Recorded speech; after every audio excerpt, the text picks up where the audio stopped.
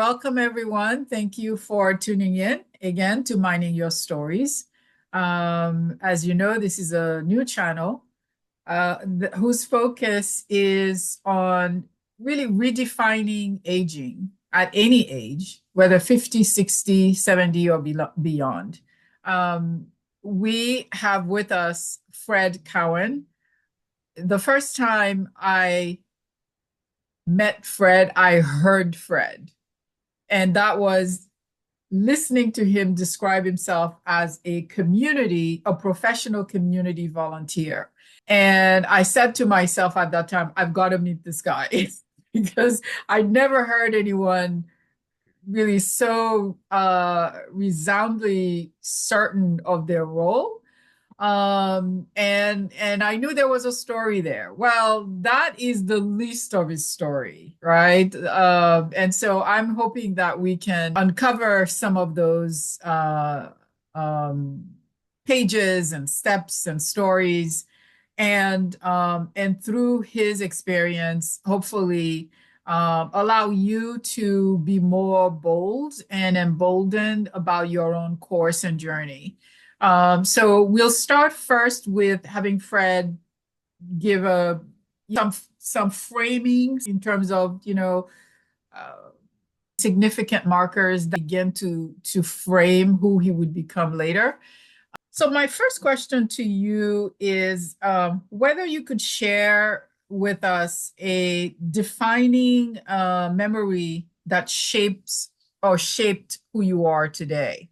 Several times through my life, there have been just an amazing confluence of forces that have benefited me. And just shy of my 21st birthday, Mother and Dad asked if I would come to Worcester and have lunch. And over dinner, my father turned to me and he said, "Now your 21st birthday is coming up. And that really does mean that you're legal and on your own. So your mother and I think you should know that you're an homosexual." And I dropped my fork. And she said, but while we're at it, you should know that your godmother is a lesbian. And at some point, she is now living in Mexico with her life partner, but at some point she'll be here in Worcester, and I hope you two will, get reacquainted with that thought in mind. And I remember driving home saying kind of, I am? Because my concept of homosexual was one of a rather pathetic, sordid person. And I just didn't fit that mold. But it filled in a wash of strength in me to be identified rather than pilloried by people who I respected for their kindness and intelligence. It just was an enormously generous, thoughtful thing they did for me. Was to be first, to make that connection where I had therefore no doubt in my mind that it was true. Mm-hmm. I had obviously, since I was a little boy, urges and strain and difficulty dealing with myself by myself. But to put such a promising, favorable light on my being who I am, was a great gift from my parents. So when I came out just after age 21, because that was a legal age for going into a bar, I met a fellow in a roadhouse up in New Hampshire that I'd gone to because I'd heard that gay people frequented it, and I was living in a rented house on the North Shore and took myself up there. And he took a shine to me and said that would I have dinner with him some evening in Boston? And I said, sure. And at that time, he said over dinner that he was that next morning leaving for California. And as his parting gift to me that evening, he took me to the one really excellent gay bar in the city. There were only 3 or 4 at that point. And this one was just really a mecca for bright, wonderful people. A place called Sporters on Cambridge Street, across the street from Mass General. And he drove up to the front of it, and there was this just plain door, and he said, "Now, goodbye, go in, good luck, have a nice life." Um, and I did. And I opened the door, and I was never alone ever again after going through that door. It just it was the beginning of I blossomed. I blossomed, and it was in that very same place 4 years later that I met Dick, who was a physician who was in training, and he was having a supper, moonlighting, sandwich and a Coke at this bar. That's Giselle. This ancient Saab was held together with string and baling wire, and the traffic on Star Drive was really heavy that night. And so rather than worry the clutch, I pulled off and just said, I'll go to Sporters and have a beer and wait for the traffic to clear. So through Thursday afternoon at 5:30, I met a man who I'm now 51 years in relationships with. I've always loved that story. So I wanted to share it with the world. But between 21 and 24, almost 25, I met and was loved by many, many people, all of whom were just thrilled at this idea of post-Stonewall, of come out wherever you are. And these were everybody from, oh my goodness, bellhop to chairman of the board of banks and lawyers and doctors and Indian chiefs and whatnot. So I'm going to do a pivot because I know that this is a part that to this day you are very affected by it. And you said it was a Belle Époque, and very soon after the Belle Époque became challenging times indeed. That was almost the beginning of your activism, right? In the way that you have done it since I've known you for, gosh, so many years. So can you share with me around that first story of your friend and his partner and so on and so forth? Mm-hmm. And what year that was as well? Yes. I became Dick's partner, looking after life for us. He got to be a doc, and I looked after everything else. As I say, we were very social. We lived extremely well in a very handsome apartment with a roof garden. We entertained a lot. A good life that we had until 1975, when out of the blue, our friend Dick LaCroix died overnight. He literally drowned in his own fluid. Dick LaCroix was part of Dick and John, like a single name, a couple who lived on the backside of Beacon Hill, but neither one of them were at all of the business of hiding who they were or how they lived. And they were just models of a successful couple. Reminded me of my parents' friends. Well, Dick LaCroix died. And that weekend, they had a physician who was a house guest. And so when Dick and I went down there, the two docs got together and did a diagnosis of what happened. How could this happen? Then there was a rumbling among our friends. We saw an awful lot of people in small settings as well as large parties, and you'd heard, this person was sick, or wasn't it odd that we haven't heard from person Y or Z? Then Scotty Holman, we heard, and he had a particularly close relationship with us. He had done the plants in my father's office in Worcester. So when I told Dad that Scotty had died, it was I'd say the first time I remember my father in tears because of how certain he then was that this was terribly serious and was probably going to affect me. He was scared for me. Interestingly, I was not scared for me, but he was. And then they really started to die in droves. We went to a brunch party that Mitchell Adams gave with his partner Kevin Smith, and imported.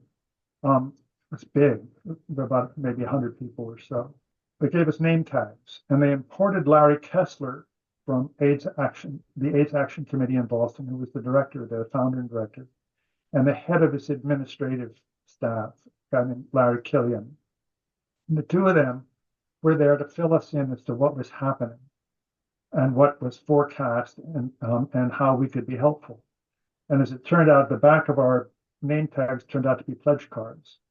And so Dick and I filled out our cards, and we made pledge that we would give them $1,000 a year for the duration. It's the way it was termed on the pledge card. That measure of open-endedness. Well, after listening to Larry Kessler, who was spellbound, he'd been Jesuit trained. Those of us in the room who knew that this was possible now stepped over the threshold of acknowledging that in fact it was true. We didn't have to read about this in the New York Times to know that this was true. The people that we knew well were much loved, and sexual expression was another language used by us. It enabled people to find each other, and often partnerships were made where people, you just couldn't understand how these two people could be living together until you saw them together and realized that they just absolutely were made for each other. And sexuality played a major part in that. So the people of Dick's generation, he's 11 years my senior, were particularly affected by the transmission of this virus. And for 10 years of their lives, they had been, unbeknownst to themselves, spreading the virus amongst themselves. And therefore, they all began to become symptomatic in a very close period of time among our friends. There was a time when, at one point, where you made the decision that, okay, money is fine, because the effort, everybody needs to have resources, right, to continue getting the word out and providing services. But you decided that you were going to jump in, roll up your sleeves, and put your arms around. Yes, I was committed as a volunteer doing development work for a school that friends had started in the western part of the state.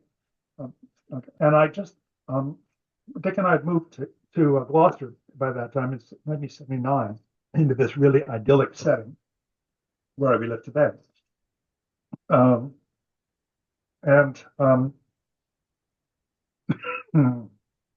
We kept getting notices that friends were sick and dying. Just was inescapable. We got a newsletter from AIDS Action periodically, asking for help. And it just, I hit a watershed. I just couldn't do it anymore. Money just wasn't doing it for me. So I took the latest newsletter and got into the car and went to the AIDS Action offices, which are on Boston Street above the Ritz Camera Store. And climbed the stairs and opened to find this guy sitting at a desk, answering a phone, and shuffling papers. And behind him were just people just moving, doing whatnot. And I said something to the effect of, I'm here to help, and I have I've been reading your newsletter, and you need somebody to help you in the financial office, and I can do that. And you said you need somebody to help you. And they said, this way, one way or another, as a volunteer at AIDS Action for 30 years. Mm-hmm. It proved to be my life to saving my sanity. I could account for my good fortune. I was given every opportunity to be helpful, and I was. My hotel training, my free time. I had no survival issues. Dick Gardner looked after me and looked after them, and we became a unit. Um, I read everything I get my hands on.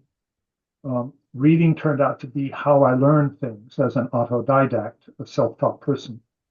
I'm not so hot at being lectured to, but boy, you give me a book or a dense prose that you'd find in the New England Journal of Medicine and anything to do with HIV or whatnot, I absorbed and became useful that way. So I took over the AIDS Action's credit rating, see to it that bills got paid promptly, and that people who used who we used for services, florists and you name it, gave us a discount. So I promised that their bills would be paid in 10 days, and they were, because I paid those bills. I made those promises and went back to the office and did the service. We also collected donations. If they weren't earmarked, we put it into something called the Necessities of Life account, which we could use so that if a guy's mom wanted to come from St. Louis, we could pay her airfare. Or if he had to move, or if he was missing his rent or whatnot, we could help to stabilize these guys' lives. Because mind you, they were all my age. I was 30. So many of them were my age within that kind of a 10-year circle. They were doing well, but they had no savings. They had passports, but no stamps in them, kind of thing. And many of them had minimal insurance. And so it's arc from this fledgling, ground sort of grassroots organization to much more evolving, and you were part of its evolution, in fact, in terms of helping to provide a sense of administrative wherewithal, right? Yeah. And then so on and so forth.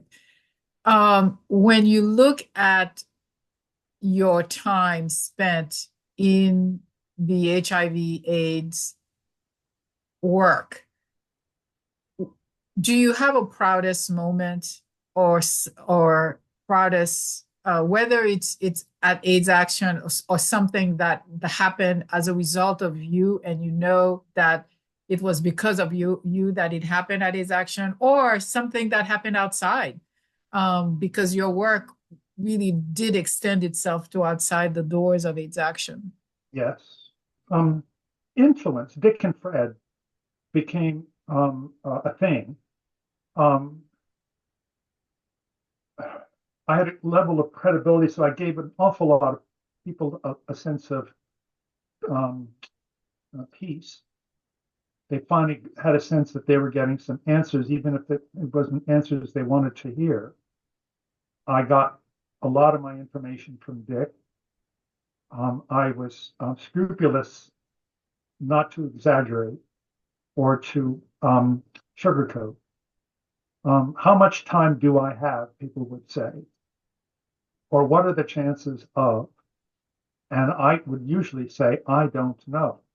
And if I said, I don't know, people tended to stop asking that question and think about something else rather than worry.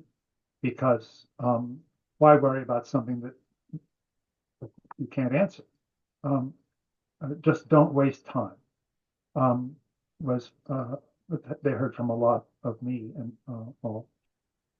I went on the hotline because I was there a lot.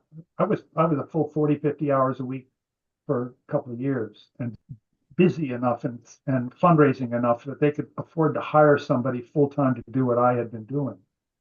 And one of the lessons I'd learned from my mother, who was a very active volunteer in the community, both in Worcester and as an editor and academic, was to know when to leave. If someone can make a living doing what you're doing, that's time for you to go and find something else to do. Well, if they can do it as well or better. And often they could do it as well or better. And that was a perfect example of one word. between acquiring computers and getting people who knew how to run them, they could build the organization, whereas I was limited in that regard. So the opportunity to work on the hotline, which is something I had done only as a fill-in occasionally, became a major focus for me of 6 hours at a stretch, starting off only in the Commonwealth, but very soon the phone company realized the value of what we were doing and gave us an 800 number that was national. I know I saved many lives. I just know I did because my detail was based on the fact that I didn't die. Because I didn't die, what I told them to do was what I had done, which was never do anything I didn't want to do. And if something scared me, I respected that and changed my behavior until I could prove it to myself that the fear was unfounded. And until then, I was advising people was, if it scares you, honor that. Do not presume that your opportunity will never present itself again, but also convince yourself that if you find that person attractive, someone else has as well. And if you don't know your HIV status, that person can't know. So do not foist on him the presumption he's HIV negative. If you keep that firmly in your head, you can say yes then to a great many things, provided you're very strict with yourself. And that message rang true. Yeah. Thousands of people.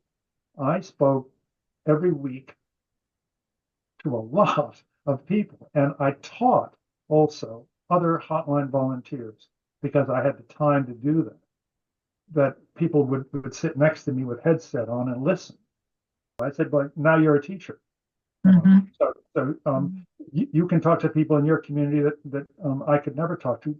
Tell them what I told you, and people would call me back to confirm that when testing was happening, what their test results had been, or that they'd gone to a party and in conversation had said that they'd called the AIDS Action Hotline and had passed the number around. And you can't ask somebody in the Army what was their best time. Yeah. But if they hadn't gone, you might not have won the war. Yeah. So my going into AIDS Action, to this day, it is difficult for me to take a bow. I have always resisted medals and functions that are designed for a thank you.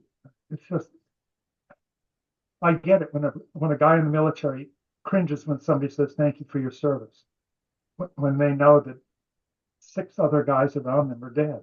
One of the takeaways that I had during our discussion, and I think this may be helpful for others as they contemplate their own courses, whether it has to do with work and how they feel about a particular job or period in their lives, or volunteering or relationship for that matter.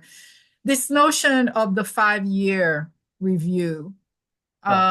Would you talk a little bit about that? Mm-hmm. Okay. From 30 to 40, there was no time for review, if you will, and that period, frankly, is a blur for me. I keep records. I know that during that time, roughly 200 of our friends died. I know that I went to memorial services until I couldn't. Well, Dick and I went to memorial services until we couldn't anymore. I adopted a system of 5-year review of talking to myself in the mirror, essentially, of how am I doing? What am I doing? Is there some way that someone else can do what I'm doing more efficiently or better? Or if not, how much longer do I want to continue doing this? Is it really the best use of my time? Because not being paid, I had to develop another form of currency to compensate myself knowing that the more I knew about need, the more I realized the need, and was I using my time and ability and money most effectively. And that was a good model for me, a very good model for me. I stopped smoking at 35, and so keeping track of time sort of started then of how long have I been off cigarettes. Well, so a 5 year increment through, I have stayed with organizations for long periods of time, but often I don't feel it. It's a succession of 5 year stints. You sort of introduced it very naturally and organically, this idea of aging, right? Do you have a feeling about aging? Do you think about aging? My father was an excellent model of that, in that he wore a number of hats in his career, some with compensation, others without. But when he retired, he could show more of his free self. Old age was wonderful, and he would say that often. My father's last downhill skiing was at 92. He loved it. He had pulmonary fibrosis that came out of nowhere, and he died at 93. Age for me is how I feel. Um, yeah. And I don't have any friends my own age. You see, they died when they were young. Um, all my friends died. I have an affinity for those who came back from the First World War, not so much the second, because people had a clearer idea of what they were up against. But the First World War was a lot like HIV, and the best and the brightest often went first. When Dick and I have traveled in England a lot, and when you're in churchyards and in town squares where there's the monument to the First War, when I read all those names, I just have a sense that, this one was a poet, and this one was a painter, and this one was a cook, and this one bread budgies, and this one, and this one, and this one, and this one. Complain about growing old? When my friends had all been snuffed out in their 30s or 40s, I don't know anybody else like me. Anybody who is even remotely like me has died. Those who didn't die early went on to triple therapies, which miraculously stopped them from dying, but it did not really save them from dying, because their bodies had been immunocompromised for so long that cancers had a chance to take hold. And so there were an awful lot of brain cancers and liver cancers that killed an awful lot of people who thought they weren't going to die. Let's switch just a tad, though, about you have been in a long-term relationship, despite all the odds, Yeah. for 51 years? Yep. Okay. And have had the opportunity to, to have a witness to your life, and you, him. Dick is now in his 80s, you're in your 70s. When at some point you decide, long after marriage equality, that you wanted to have that, to make that declaration to the world. Yeah. And one of the beautiful things you said was that when you both had a very brief conversation about it, and then Dick said, as long as you promise to continue to be kind, or something of that sort. And for him, that was a value, and for you, that was a value. I thought that was the most beautiful thing I heard, because that bespeaks to so many things beyond just being kind, right? It means behavior has to match this goal. And the term we use is that I will do my utmost to try to never hurt your feelings. I can never hurt your feelings. There you go. There you go. Yeah. And I thought that was such a beautiful thing. And how has that evolved? Like, how does that look today as it did, that kind of. Yeah, I would come home bursting with anxiety, bursting with information. And I would get 5 minutes of Dick's conversation walking from the car into the house of what he had endured that day. 42-year-old father of 5 who discovers that he has 6 months to live. Story like that.